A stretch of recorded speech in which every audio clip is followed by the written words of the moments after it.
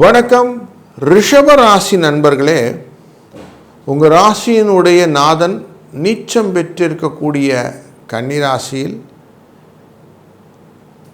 தன் பார்வையை பதிக்கக்கூடியதாக 2ஆம் இடத்திலிருந்து செவ்வாய் லாபஸ்தானத்துக்குரியவர் விரயஸ்தானத்துக்குரியவரின் பார்வை இருப்பதனாலே பல காரியங்கள் உங்களாலே திறன்பட செய்வதற்கு சிக்கல்கள் வரும். இந்த சூழ்நிலைகளே சூரிய பகவான் ஆட்சியிலே சுகஸ்தானமான சிம்ம ராசியிலே அமர்ந்திருக்கிறார்.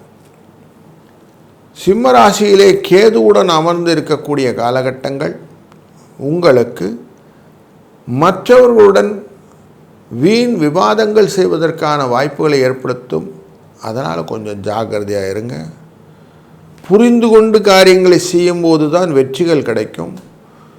அப்போது விநாயகப் பெருமானை வழிபட்டு நீங்கள் செய்யக்கூடிய காரியங்கள் உங்களுக்கு நிச்சயமான வெற்றியையும் வளர்ச்சியும் கொடுக்கும். வாழ்க வளத்துடன்.